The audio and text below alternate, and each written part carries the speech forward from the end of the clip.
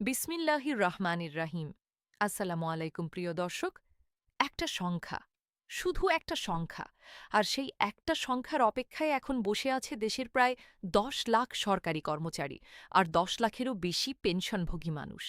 নাম তার নবম জাতীয় পে স্কেল। ভাবুন তো, আপনার বাবা যদি সরকারি চাকরি করেন, মা যদি স্কুল শিক্ষক হন, কিংবা পরিবারের কেউ যদি পেনশন তোলেন, এই একটা খবর তখন আর শুধু খবর থাকে না, হয়ে ওঠে আপনার সংসারের বাজেট।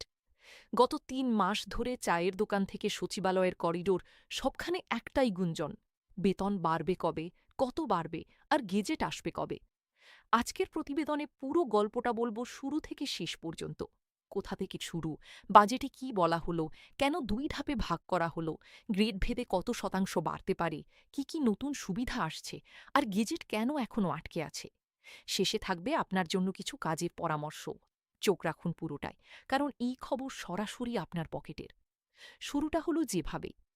তারিখটা মনে রাখুন, ১১ই জুন। জাতীয় সংসদে ২০২৬-২৭ অর্থবছরের বাজেট পড়ছিলেন অর্থ ও পরিকল্পনা উপদেষ্টা আমির খসরু মাহমুদ চৌধুরী। হঠাৎই একটা বাক্যে থমকে যায় গোটা প্রশাসন: আগামী ১লা জুলাই থেকেই কার্যকর হবে নতুন জাতীয় বেতন কাঠামো।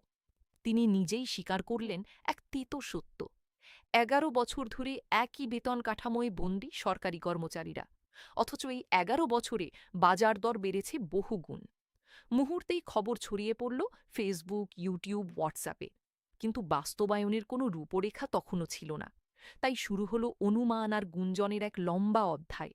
কেন একবারই নয়, ২ ধাপে? স্বাভাবিক প্রশ্ন। ঘোষণা যখন হয়েই গেল, একবারই চালু হচ্ছে না কেন? উত্তরটা টাকার অঙ্কে। সরকার ঠিক করেছে প্রথম ধাপ কার্যকর হবে এই ১লা জুলাই থেকে, বাকিটা ২০২৭-২৮ অর্থবছরে। কারণ পুরোটা একসঙ্গে দিতে গেলে যে অর্থ লাগত, তাতে চাপ পড়ত স্বাস্থ্য, শিক্ষা, অবকাঠামোর মতো খাতে। তাই ঝুঁকি ভাগ করে নেওয়ার কৌশল।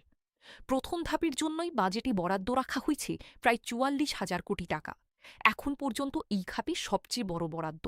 আসল প্রশ্ন: বেতন বাড়বে কত? সচিব কমিটির টেবিলে এখন ৩টি প্রস্তাব ঘুরছে। প্রস্তাব ১, সব গ্রেডে সমান হারে প্রায় ৫০%।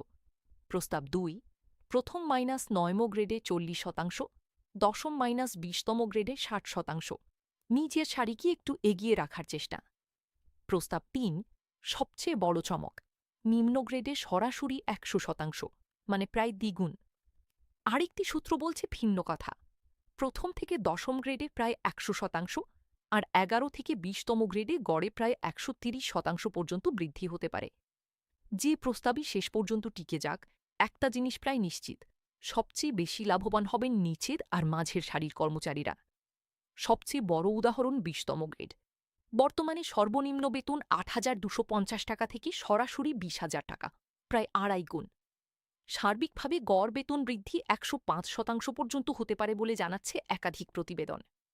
সতর্কতা একটাই: সোশ্যাল মিডিয়ায় ঘুরে বেড়ানো গ্রেড ভিত্তিক তালিকাগুলো দেখতে সরকারি মনে হলেও সরকারি গেজেট প্রকাশ না হওয়া পর্যন্ত কোনোটিই চূড়ান্ত নয়। প্রতিটি সংখ্যাই আপাতত সম্ভাবনা মাত্র। বেতনের বাইরে যা যা যোগ হচ্ছে: বৈশাখী ভাতা ২০% থেকে বাড়িয়ে ৫০% করার সুপারিশ। সব সরকারি কর্মচারীর জন্য বাধ্যতামূলক স্বাস্থ্য বীমা চালুর প্রস্তাব। বিশেষ চাহিদা সম্পন্ন সন্তান আছে এমন পরিবারের জন্য মাসিক অতিরিক্ত ২,০০০ টাকা ভাতা। এমন মানবিক সংযোজন আগে খুব একটা দেখা যায়নি। পেনশনভোগীদের জন্য কি থাকছে দাবির তালিকায়? শীর্ষে পেনশন গ্র্যাচুইটির হার ১:৫০০ টাকা নির্ধারণ, শতভাগ পেনশন সুবিধা আর টাইম স্কেল সিলেকশন গ্রিড পুনর্বহাল। আর একটা স্বস্তির খবর: এলপিআরে থাকা কর্মকর্তা কর্মচারীরাও নতুন পে স্কেলের আওতায় আসছেন। অর্থাৎ অবসরের দোরগোড়ায় দাঁড়ানো মানুষগুলো বাদ পড়ছেন না, যা অতীতে প্রায়ই ঘটত না। রাস্তায় নামা ৬টা দিন, ৫ থেকে ১০ই এপ্রিল, টানা ৬ দিন সারা দেশে কর্মসূচি পালন করেন সরকারি কর্মচারীদের একটা বড় অংশ। দাবি ছিল দ্রুত পে স্কেল ঘোষণা, ৫০% মহার্ঘ ভাতা আর পেনশন সুবিধা নিশ্চিতকরণ। বিশ্লেষকদের মতে বাজেটে যে ঘোষণা এলো, তার পিছনে এই সংগঠিত আন্দোলনের ভূমিকা ছিল নির্ণায়ক। টাকাটা আসছে কোত্থেকে? ৪০,০০০ কোটি টাকার একটা বড় অংশ ইতিমধ্যে জ্বালানি ভর্তুকি, কৃষি ঋণ মৌকুফ আর ফ্যামিলি কার্ডে বরাদ্দ হয়ে গিয়েছিল বলে আগে অনিশ্চয়তা তৈরি হয়েছিল। আন্তর্জাতিক মুদ্রা তহবিলের পক্ষ থেকেও রাজস্ব ঘাটতি নিয়ে সতর্কতা এসেছে। তারপরও সরকার শেষ পর্যন্ত ৪৪,০০০ কোটি টাকা বরাদ্দ রেখে বার্তা দিয়েছে এই খাত থেকে পিছু হটার পরিকল্পনা নেই। গেজেট আটকে কোথায় নতুন অর্থবছর শুরু হয়ে গেছে ২ সপ্তাহেরও বেশি আগে, তবু গেজেট নেই। কারণ ডিজিটাল বেতন সফটওয়্যার আইবাস প্লাস প্লাসে নতুন কাঠামো বসানোর কারিগরি জটিলতা। এখন সিদ্ধান্তটা মূলত প্রধান উপদেষ্টার অনুমোদনের অপেক্ষায়। একটা অংশের আশা জুলাইয়ের মাঝামাঝি বা তার পরের সপ্তাহেই গেজেট আসবে। অন্য একটা অংশ বলছে সেপ্টেম্বরের মাঝামাঝি বা শেষ পর্যন্তও গড়াতে পারে। তবে স্বস্তির খবর একটা, গেজেট যতই দেরিতে আসুক কার্যকর ধরা হবে পিছনের তারিখ থেকেই, অর্থাৎ ১ জুলাই ২০২৪। মানে গেজেট প্রকাশের সঙ্গে সঙ্গেই বকেয়া সহ পুরো টাকা একবারে হাতে আসবে। দেরি হলেও আর্থিকভাবে কেউ ঠকছেন না। এখন আটকে আছে একটা মাত্র স্বাক্ষরে।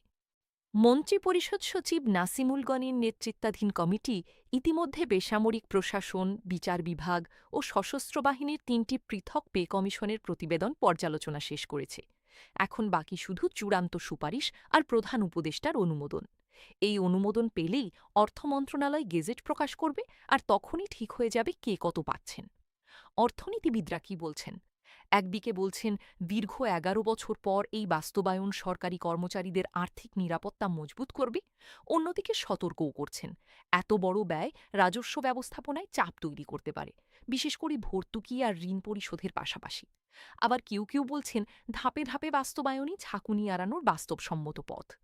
সবচেয়ে বড় উদ্বেগ, বাজারে বাড়তি টাকা এলে চাহিদা বাড়বে, আর তার সঙ্গে বাড়তে পারে মূল্যস্ফীতির চাপও। তাই বেতন বৃদ্ধির পাশাপাশি মূল্যস্ফীতি সামলানোই হবে সরকারের আসল পরীক্ষা। আপনি এখন কি করবেন? সহজ কথায়, ধৈর্য ধরুন, গেজেটের অপেক্ষা করুন। অনানুষ্ঠানিক তালিকা দেখে ঋণ নেওয়া বা বড় খরচের সিদ্ধান্ত নেওয়া থেকে বিরত থাকুন। গেজেট প্রকাশ হলেই প্রতিটি গ্রেডের সঠিক বেতন, ইনক্রিমেন্টের হার আর কার্যকরের তারিখ সবকিছু এক নিমেষে স্পষ্ট হয়ে যাবে। এক নজরে এখন কোথায় দাঁড়িয়ে? বাজেটে ঘোষণা হয়ে গেছে, অর্থ বরাদ্দ চূড়ান্ত। ৩টি পে কমিশনের প্রতিবেদন পর্যালোচনা শেষ। কমিটির সুপারিশও প্রায় চূড়ান্ত পর্যায়ে। বাকি শুধু দুটো ধাপ, প্রধান উপদেষ্টার অনুমোদন আর গেজেট প্রকাশ। তারিখ নিয়ে অনিশ্চয়তা থাকলেও একটা জায়গায় সরকার অনড়, কার্যকরের তারিখ পিছাবে না, থাকছে ১ জুলাই ২০২৬ থেকেই। শেষ কথা দর্শক, এই মুহূর্তে দেশের লাখো সরকারি কর্মচারীর চোখ একটা মাত্র কাগজের দিকে, চূড়ান্ত গেজেট। এই কাগজই বলে দেবে কার কত বাড়ল আর কবে থেকে সেই টাকা হাতে আসবে। নতুন যে কোনো তথ্য পাওয়ার সঙ্গে সঙ্গে আমরা আপনাদের জানাব। গেজেট প্রকাশের পরপরই পূর্ণাঙ্গ গ্রেড ভিত্তিক বেতন কাঠামো নিয়ে ফিরব সম্পূর্ণ বিস্তারিত প্রতিবেদনে।